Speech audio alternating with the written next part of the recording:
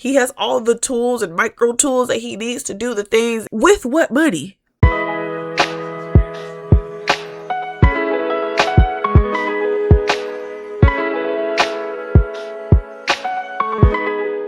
Hello friends, and welcome back to another video. I'm your host, Auntie Bri, and we are back. I know people like to say the Marvel didn't go anywhere, but there was a lot of up and downs on this roller coaster, but we are so back, okay? Even from just like Hall H at San Diego Comic-Con, which I still have not gone to, and I'm trying to figure out if I want to go, because that's one of like the largest Comic-Cons in the entire country. Even just from what we got in Hall H, from new trailers coming out, new information about things, just stuff for like the next like 2 or 3 years. We're doing good, friends. We're doing so good. I feel like everybody has always loved Spider-Man. Even Stan Lee was like 2 or 92. Like, everybody loves Spider-Man because you can put yourself into Spider-Man's shoes. Like, it's such a good character to kind of like lose yourself in. I feel like Tom Holland has really like done such a great job with this character. As someone who grew up with Tobey Maguire Spider-Man, and I am partial to his portrayal, Tom Holland has done a great job of making this character all his own. And I love that for him. I saw Spider-Man Brand New Day the Thursday that it came out. Some people were able to see it Wednesday, and I love that for you. Congrats. But honestly, seeing it Thursday was plenty enough time for me. I just wanted to make sure that I did not have anything spoiled, because I've gotten to a point, I've talked about this in some of my other Marvel videos, where I've just kind of stopped watching a lot of like the breakdowns and the like, this leads from this in the comics and this person does this and da-da-da-da. It just kind of ruins it for me. If it's not an official like whatever from Marvel, I usually don't see it. I may see like a couple of speculations and stuff on threads and whatnot. I do still doom scroll, like I can't help that, but I don't watch nearly as much of all the other content as I used to. I needed to get in the theater ASAP. I was like, I can't have y'all spoiling this for me, because unfortunately I'm the kind of consumer that like I soak up everything like a sponge, and unfortunately it does color my enjoyment of things. I didn't want anybody else's opinions or anything before I went into the movie, so I had to go see it early. And since I saw it so early, that afforded me the opportunity to see it again this weekend. So I saw the movie both Thursday and Saturday. Honestly, having seen it twice, I feel like gave me a little bit more ability to slow down and think and like really gather my thoughts and opinions. Now, like I've said in many a Marvel video, I am not a breakdown girly. I'm not, here's 100 Easter eggs you missed. That is not what you're going to find here. If that's what you came here looking for, go ahead and go to New Rockstars, because we're just yapping. I'm gonna bring up maybe like a few Easter eggs I saw, mainly some plot holes that raised some questions for me. Yeah, no, really, we're just yapping and having a grand old time gushing about Marvel. Let's just go ahead and get right into it. I saw Spider-Man Brand New Day, and this movie finds Peter Parker all alone in New York as Ned and MJ have moved to Boston to go to MIT. He decides against telling them the truth because he's like, I lost May. I, did all these things, and if I can just keep them safe, that's really all I want. And so he buries himself in his work as Spider-Man, and eventually the burnout does begin to catch up with him. The combination of forced isolation and like overworking himself, his body does eventually begin to evolve to meet those changing needs. And Peter is forced to try to understand himself fully, not just as Spider-Man, but also as Peter Parker. This movie, as well as the Spider-Man Home series, as well as all the other Spider-Man franchises, I feel like we love Spider-Man for like the quips and the jokes and the fun. And there's plenty of that in here. I will say that like, I think Marvel had gotten kind of heavy in the last couple of movies, because a lot of the jokes kind of caught me off guard. And I was like, man, we were joking a lot. And I had to remember that like, that is by design. Like, that's what Spider-Man does. Like, he has one-liners, he's funny, he's relatable. I feel like Marvel is letting us like sit in our feelings again. I feel like there was a lot of movies where like anytime something got like a little too heavy, they had to like cut it with a joke to be like, oh no, like it's okay, like it's raw stuff and fun. It's like, you know, we're capable of being able to, you know, process an emotion for a little bit. And I feel like this movie has a good balance of like, you know, jokey time, but also like there's a lot of really, really deep moments in this movie. You really have to go through it with them and really like understand character motivations and why people are doing things. And it's just, oh, it's so good. I feel like with the MCU, I feel like his movies do a lot of heavy lifting. There's always a lot of other people who are brought in to remind us that our Spider-Man is a part of our MCU. Unfortunately, we have to keep up with the real world ramifications of having multiple different studios and having different ownerships over different characters. Finally, now that Marvel is beginning to own all of those characters again, we're able to see more things. Spider-Man was just kind of over in a corner doing his own thing. Now that our Spider-Man is within the greater MCU, it's like, oh, like we can bring in the other characters, like the other Avengers, the other people who are doing other things. We can bring these characters in and be like, hey, don't forget, there is a greater Marvel plan that's happening. Like, don't forget what all we're building here. While it is easy to get bloated, I feel like that didn't happen in this movie. I feel like, you know, Spider-Man was not outshined, but there are so many cameos. There are a lot of moving parts in this movie. There is a lot of setup for other things that are later to come down the line. I feel like it still does feel like a Spider-Man movie, like a Captain America Civil War. It doesn't feel like a Captain America movie. It feels like an Avengers movie, but since they weren't able to get everybody who's on the Avengers, they couldn't fully call it that. But like with the Spider-Man movie, it actually feels like, oh, this is still Spider-Man's movie. And I really appreciate that because we really get to see like, you know, his growth as a person and as a hero. Cause like, you know, he does end up back at square one. Nobody really knows who he is. He doesn't have his village at all. And usually when you have a character who has regressed position wise, it also feels like they've regressed as a character as well. But I feel like Peter was able to keep a lot of the lessons and the knowledge that he had from the 3 previous movies that we had. It's not like, you know, it wasn't a full character reset. He doesn't just become like this all around terrible person. He has to learn to like be kind again. Like he's still a good person.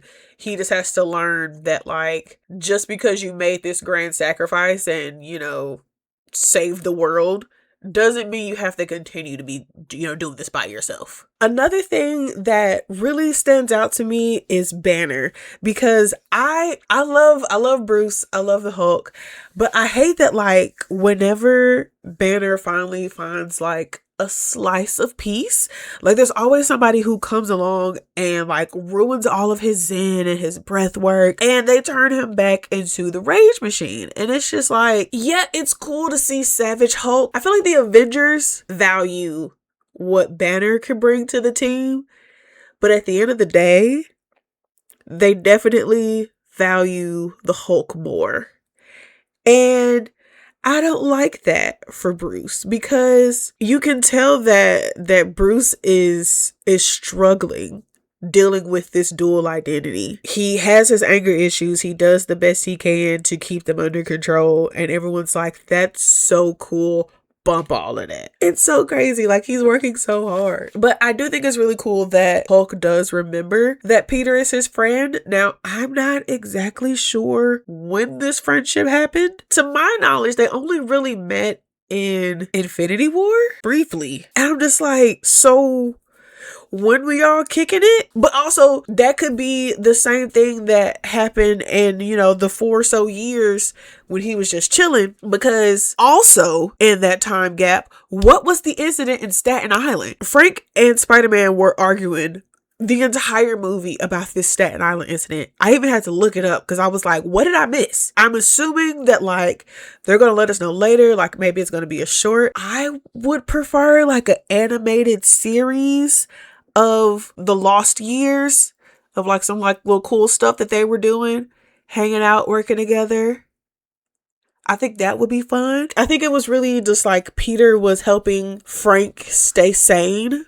Because really all they had were each other. Matt don't really, like, they have a frenemies type thing. I definitely don't think that Matt is a fan of Frank. I really think that Peter might be the only person that Frank has right now. So I would love to see, like, whatever their, like, lost time with each other was. I doubt that we'll get, like, a whole, like, series, but, like, at least a short. At least give us a short. The biggest plot hole for me in the movie, how was Peter making money?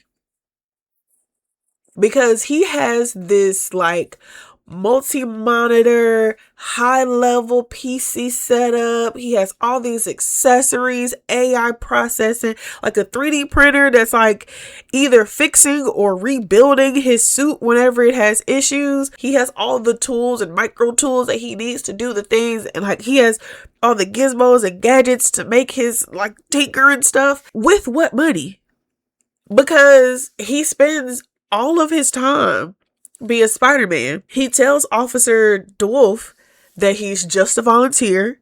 He only just got in good with the DODC. Are you a private contractor with the NYPD? We're not hearing from Jay Jonah in this movie, so I don't think he's selling selfies like the other Spider-Man was. Is he stealing stuff? That definitely feels like more of a Frank Castle type move, but like, how are you getting money for this? How are you paying rent? I get that he doesn't have to pay for transportation, but he even gets on the subway. So he has a subway pass.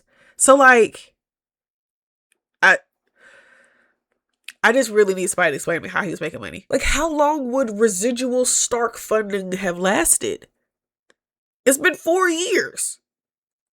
My absolute favorite Easter egg that I noticed, and I kind of saw it in the first viewing, but I definitely was looking for it in the second viewing. On Ned's like spider board, he has all of his like articles and theories and whatnot, and he's like triangulating his different sightings and whatnot. You know, he has some sightings that are on there of some people that saw that he was able to cancel out as not being the true Spider-Man. But if you notice on the board, I don't remember the exact wording. He says something about a Latin prodigy, and I got so excited because for one, he thinks that it's in a different borough than he thinks that true Spider-Man is in. So we know that our Spider-Man is from Queens. And we know that Miles Morales is from Brooklyn. I feel like Ned has been able to deduce that Spider-Man is white, which makes it odd that he still has Flash as a possible option. You know, there's so much vigilante activity going on, but the Latin prodigy vigilante activity is maybe like overlapping, or it's completely different. Like maybe it's a different MO, maybe a different style from the Queen's Spider-Man. And I just was so excited. As soon as I saw Latin Prodigy, I was like, we're getting Miles. We're getting Miles. Just that one Easter egg continues the foundation that was already laid for Miles Morales and the greater MCU, because we already had Donald Glover as Aaron, who like brought up his nephew to Spider-Man. He was like, hey, like I got a nephew who lives here, like you gotta be safe, all that good stuff or whatever. In Spider-Man Homecoming, I'm so excited. Like I even wore a Miles Morales shirt to go see the movie Thursday. I love Spider-Man. I love Peter Parker. It's Miles for me. Like it's Miles. So I'm really excited. I'm so glad that I noticed that. So very proud of myself. And of course, the secret that we all knew, they tried very hard to not tell us, but we all figured it out immediately. Sadie Sink as Jean Grey. Like, honestly, like we knew we were getting more X-Men. You know, we were trying to figure out like who was going to be, how exactly we were getting introduced, what was going to happen. You know, fortunately, no like plot points were leaked to me. But as soon as I saw that Sadie Sink was cast, I was like, oh, she's Jean Grey. To me, it was obvious. I will give it to Sadie. She is very well media trained, because she didn't necessarily give away the goat that she was Jean, but it was very obvious. And so, of course, in the movie, there's the long pause while we're like reading on the computer. Was it Jean Elaine Grey? It's like, oh my gosh, such a surprise. We had no idea.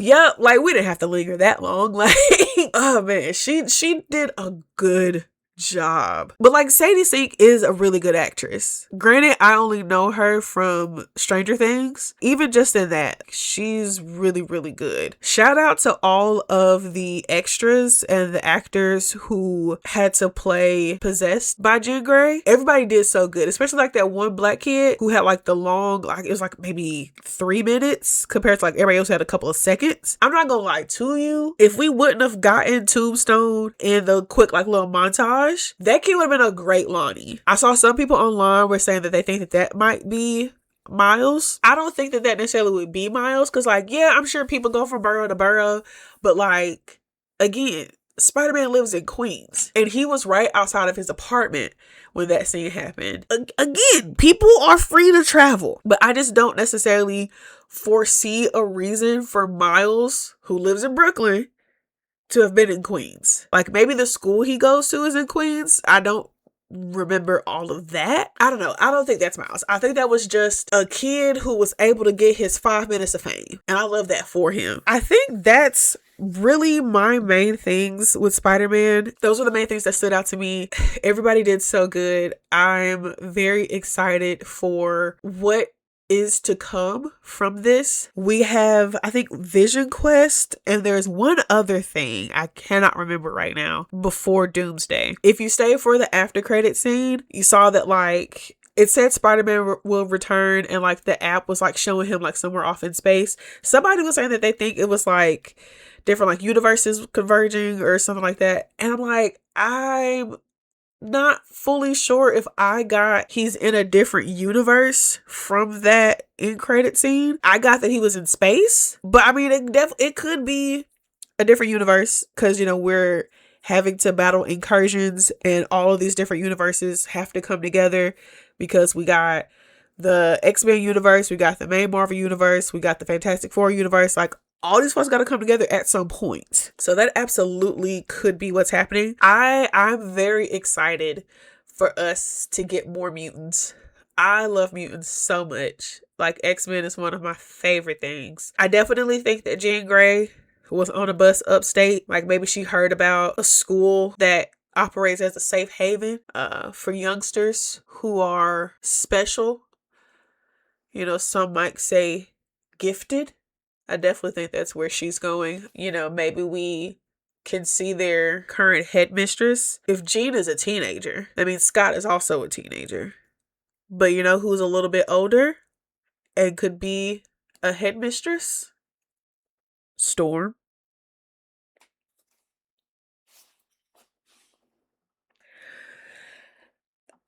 I'm just saying.